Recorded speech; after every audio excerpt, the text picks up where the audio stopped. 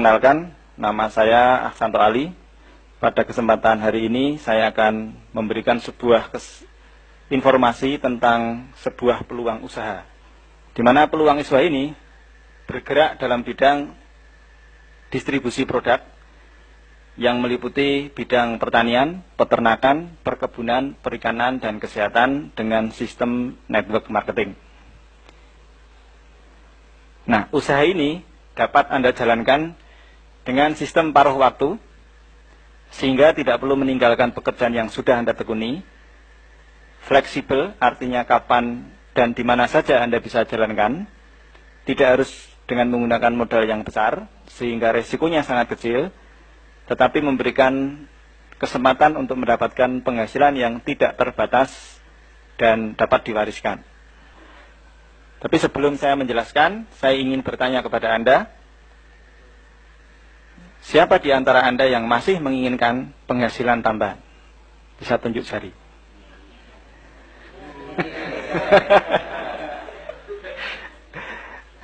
Saya yakin di antara kita semua pasti masih menginginkan penghasilan. Yang menjadi pertanyaan adalah penghasilan tambahan seperti apa yang Anda inginkan. Nah, sebelum saya membahas tentang lebih lanjut tentang penghasilan, sepertinya sangat penting sekali kita semuanya mengetahui sifat dari sebuah penghasilan.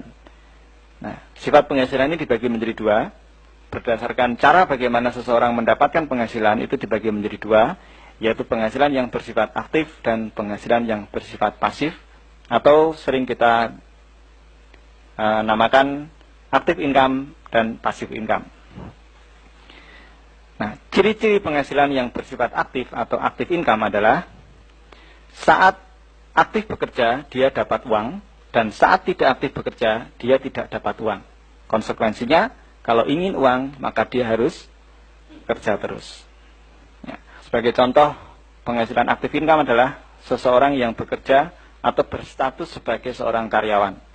Apakah dia sebagai seorang pegawai negeri atau pegawai swasta. Gaji itu atau penghasilan itu kita akan dapat manakala status kita masih karyawan atau pegawai. Ketika kita sudah tidak lagi berstatus karyawan karena mungkin sesuatu hal, mungkin dikeluarkan atau mengundurkan diri atau pensiun, seiring dengan berhentinya Anda bekerja, penghasilan pun juga ikut berhenti. Nah, atau dia adalah sebagai seorang yang bekerja untuk dirinya sendiri.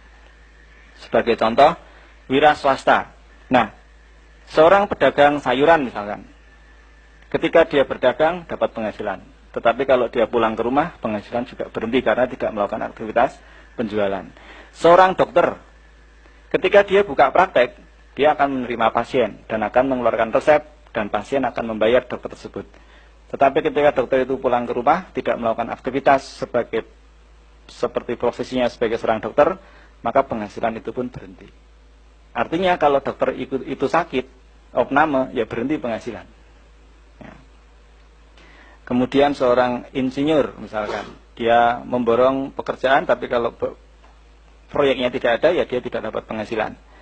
Jadi penghasilan aktif income di sini ada dua, yaitu penghasilan orang yang bekerja untuk orang lain, atau seseorang yang bekerja untuk dirinya sendiri. Nah, ciri-cirinya jelas. Kalau dia berhenti bekerja lalu penghasilan berhenti, berarti itu adalah penghasilan yang bersifat active income. Nah, ciri yang berikutnya, orang-orang yang bergerak di active income ini biasanya lebih menekankan kepada faktor keamanan, tetapi tidak memiliki kebebasan. Ya, tidak ada kan pegawai negeri yang memiliki kebebasan. Saya mau masuk jam 3 sore aja lah, nanti jam 4 pulang, tidak ada.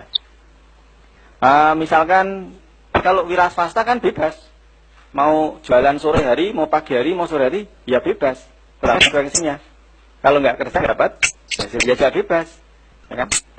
Bebas. Tapi kalau penghasilannya itu tidak apa-apa, itu dapat dikatakan bebas tapi yang sebenarnya. Jadi yang berikutnya adalah mereka membarter dengan uang, seperti seorang pegawai atau karyawan. Sebenarnya dia membarterkan waktu dengan uang. Karena apa? Bekerja jam 8 sampai jam 4 sore selama 30 hari atau 25 hari kerja, dan dia mendapatkan gaji bulanan. Itu pun juga sebenarnya membarterkan waktu. Nyatanya apa? Kalau lembur ditambah penghasilannya, ya enggak? Nah, lemburnya 1 jam berapa? Nah, apakah seseorang mau lembur 10 jam? Kan tidak mungkin. Ya. Sebesar-besarnya tarif dia per jam, tetapi dia tidak bisa mengubah dunia menjadi 1 hari 30 jam.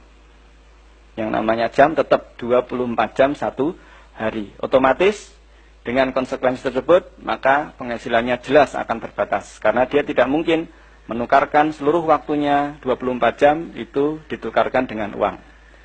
Ya. Banyak sekali profesi-profesi yang membarterkan waktu dengan uang. Ya.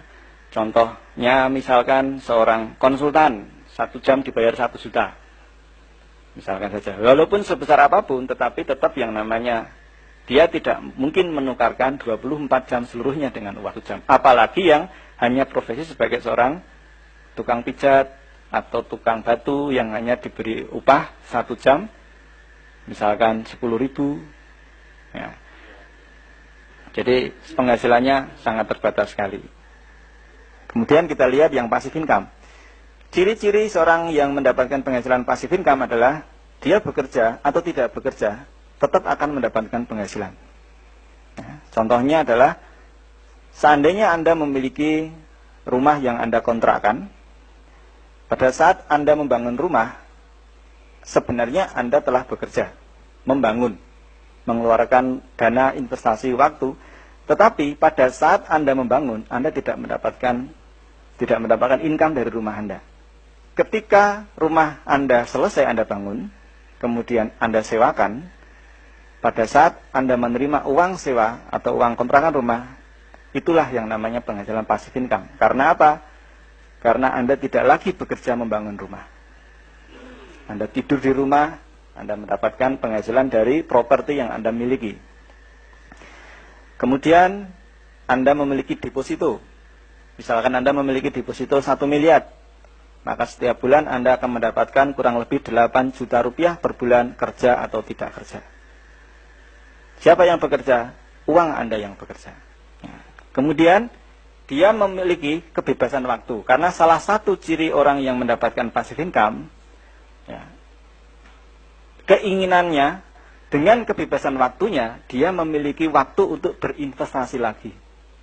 Nah, oleh karena itu biasanya, kecenderungannya, orang-orang kaya adalah orang-orang yang berada pada posisi passive income. Ya, tetapi kalau karyawan, mau naik gaji saja harus menunggu kenaikan reguler atau kenaikan berkala. Ya kan? Ya enggak? 2 tahun 25.000. Mau berusaha yang lainnya, tidak bebas. Dia lebih menekankan keamanan, tetapi tidak memiliki kebebasan. Nah, inilah ciri orang yang passive income. Nah, otomatis konsekuensi tadi yang telah diceritakan tadi apa? Penghasilan memang tidak terbatas. Karena dia lebih bisa mengoptimalkan, menginvestasikan waktunya. Dan sistem bekerja untuk Anda. Nah, kenapa ini saya jelaskan kepada Anda? Karena bisnis yang akan saya jelaskan nanti ini berhubungan dengan konsep bagaimana cara seseorang mendapatkan penghasilan. Nah, sekarang seandainya ada pilihan, kira-kira mana yang Anda pilih? Apakah Anda memilih active income atau passive income? Ya. Saya yakin semuanya memilih passive income.